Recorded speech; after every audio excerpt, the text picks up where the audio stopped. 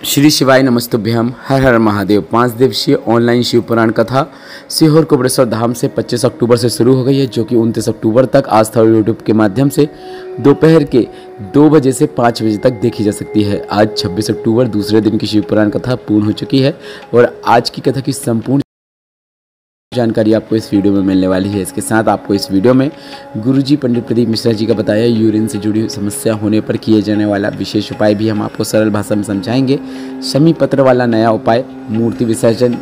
अब वह मूर्ति कोई भी हो सकती है, आपके घर की पुरानी मूर्ति होती है, उसका आपको विसर्जन किस प्रकार से करना चाहिए। साथ ही घर के गमले में या फिर आपके घर के नज़दीक में कोई पूजनीय पेड़ जैसे बेलपत्र, पीपल, आंवला, वटवृक्ष यह है तो इसके नीचे हमें क्या अर्पित नहीं करना चाहिए, और अगर हम अर्पित करते हैं तो उसके बाद हमें क्या करना चाहिए। गुरुजी ने जो जानकारी दी है, संपूर्ण जानकारी आपको इस वीडियो में मिलने वाली है। आज 26 अक्टूबर की शिव महापुराण कथा में गुरुजी पंडित प्रदीप मिश्रा जी ने कुल 12 उपाय पत्र और उपयोगी जानकारियाँ दी हैं। सभी की जानकारी आपको इस वीडियो के माध्यम से मिलेगी। अगर किन्हीं कारणवश आपने आज की कथा नहीं सुन पाई है तो पूरी कथा का रस्ता तो आपको इस छोटे से वीडियो से प्राप्त होने वाला है। बढ़ते हैं आज की कथा की पहली विशेष जानकारी की ओर। कथा शुरू होते ही गुरुजी ने कहा कि आप रोज़ जल चढ़ाने जाते हैं। बहुत से शिव भक्तों ने कहा हाँ हम जाते हैं। बहुत सारे शिव भक्तों ने कथा पंडाल में हाथ उठाया। इसके बाद गुरुजी ने कहा क्या आप रोज़ गंगा जल लेकर जल चढ़ाने जाते हैं, तो बहुत कम लोगों ने हाथ उठाया। इस पर गुरुजी ने कहा ऐसा इसलिए क्योंकि आपका विश्वास है कि आपका घर का जल जो है वह गंगा जल नहीं है, सिर्फ हरिद्वार में ही गंगा जल है। बल्कि आपको यह विश्वास होना चाहिए जल देने वाला शिव है, उसकी दया से ही हमको प्राप्त हुआ है, उसे ही हमें अर्पित करना है, और यह जल भी गंगा जल के समान ही है जो हम शिव को अर्पित कर रहे हैं। बढ़ते हैं आज की कथा की दूसरी विशेष जानकारी की ओर। गुरुजी ने कहा शादी के 40 साल हो जाते हैं। दूल्हा को पहली बार ससुराल में जब जाता है तो वह याद रहता है कि किसी ने उसके साथ क्या कहा था, कौन सी बातें हुई थी। बहू की भी विदाई के बाद जब वह पहली बार घर आती है तो सास ने क्या कहा था। 40 साल भी निकल जाते हैं तो उसे याद रहता है। जबकि गुरुजी ने कहा कि ऐसा करने से आपको कुछ भी नहीं मिलने वाला है। पुरानी बातों को याद रखने से अच्छा है वर्तमान में आपको खुश रहकर अपने जीवन का आनंद लेना चाहिए। बढ़ते हैं आज की कथा की तीसरी विशेष जानकारी की ओर। गुरुजी ने कहा इंसान और ईश्वर में एक बहुत बड़ा अंतर है। इंसान किसी व्यक्ति के 99 काम कर दे पर एक काम उस व्यक्ति का ना करे तो उस व्यक्ति को वह द्रोही या फिर दुश्मन लगने लगता है। पर इंसान अगर भगवान का एक भी पसंद का कार्य कर देता है तो भगवान उसके 99 अपराध को क्षमा कर देते हैं। यही सबसे बड़ा अंतर इंसान और भगवान में है। बढ़ते आज की कथा की चौथी विशेष जानकारी की ओर। सुषमा जी पत्र लेकर आई जिसमें उन्होंने लिखा मुझे सावन में आपकी कथा सुनने का मौका मिला। मैंने कथा पंडाल में बैठकर कथा का श्रवण किया। मेरे साथ मेरी बेटी भी आई थी। पानी बहुत अधिक मात्रा में गिर रहा था जिसके कारण हम पूर्ण कथा नहीं सुन पाए। आप कहते हैं कि क्षण भर की भी कथा अगर हम सच्चे मन से सुनते हैं तो उसका लाभ जरूर मिलता है। बेटी की नौकरी की कामना की थी, बेटी की नौकरी अच्छी जगह लग गई है, मेरा कैंसर भी ठीक हो गया है, उसी का आभार व्यक्त करने हम कथा पंडाल में आए हैं। बढ़ते हैं आज की कथा की पांचवी विशेष जानकारी की ओर। गुरुजी ने कहा शिव महापुराण की कथा कहती है जिसको शिव से मोहब्बत हो जाती है, जिसको शिव से मोहब्बत हो जाती है उसको फिर फुर्सत नहीं मिल पाती है। अर्थात वह अपने काम में, दैनिक कर्मों में, भगवान की भक्ति में, जीवन में अपने इतना व्यस्त हो जाता है कि उसे इधर उधर की चीज़ों के लिए टाइम बिल्कुल नहीं रहता है। बढ़ते हैं आज की कथा की छठवीं विशेष जानकारी की ओर। सुनीता जी पत्र लेकर आई जिसमें उन्होंने लिखा मैं अध्यापिका के पद में कार्यरत थी। मेरे खिलाफ शिकायत की गई जो कि झूठी थी। इसके बाद मेरे ही स्टाफ के एक व्यक्ति द्वारा वह शिकायत की और मुझे सस्पेंड कर दिया गया। सस्पेंड का मेरा जो पत्र था उसे भी वायरल कर दिया गया। सब मुझे अपशब्द कहने लगे।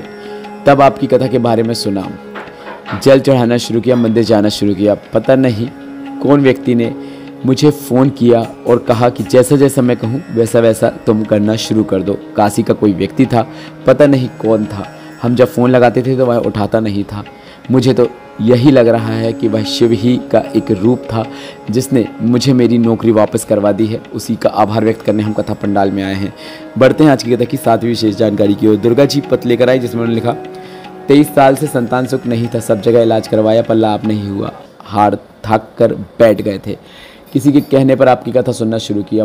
पुष्कर की कथा को पंडाल में बैठकर सुना। सफ़ेद आंकड़े की जड़ का प्रयोग किया और कुबरेश्वर धाम आने का मौका मिला। कुबरेश्वर धाम आकर हमने यहाँ पर रात्रि विश्राम किया और बाबा की कृपा से जब हम यहाँ से लौट के गए तो हमारा गर्भ ठहर गया और बालक ने जन्म लिया है, उसी का आभार व्यक्त करने हम कथा पंडाल में आए हैं। बढ़ते हैं आज की कथा की 8वीं विशेष जानकारी की ओर।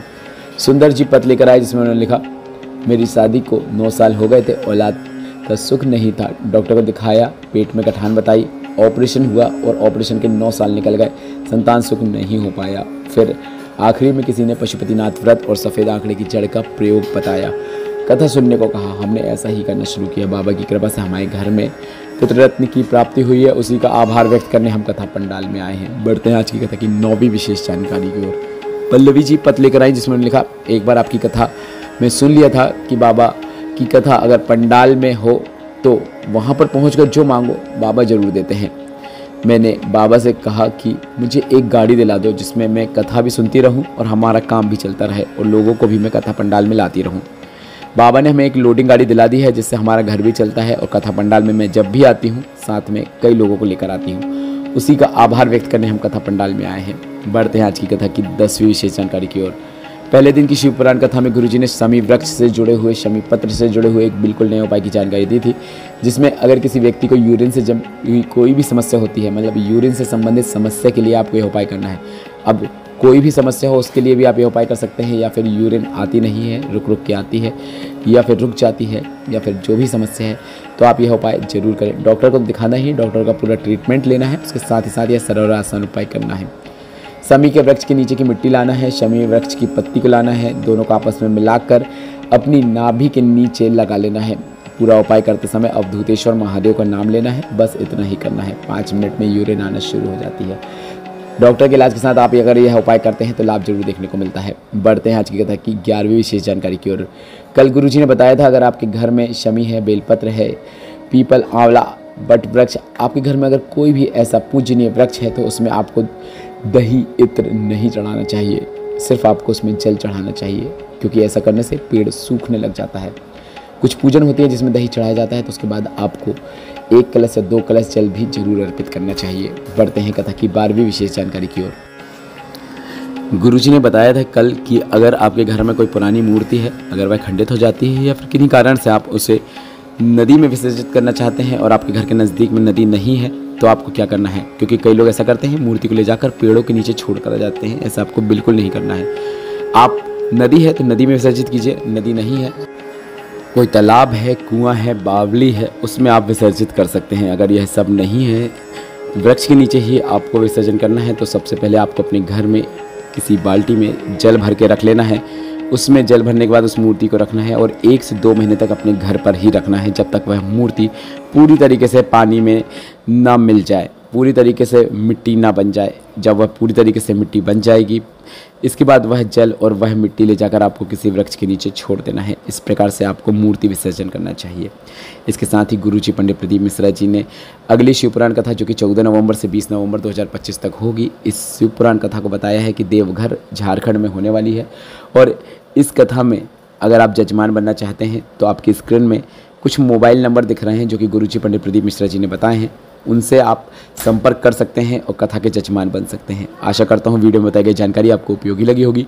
तो इस वीडियो को लाइक जरूर करें, कमेंट बॉक्स में श्री शिवाय नमस्तुभ्यम जरूर टाइप करें। श्री शिवाय नमस्तुभ्यम, हर हर महादेव।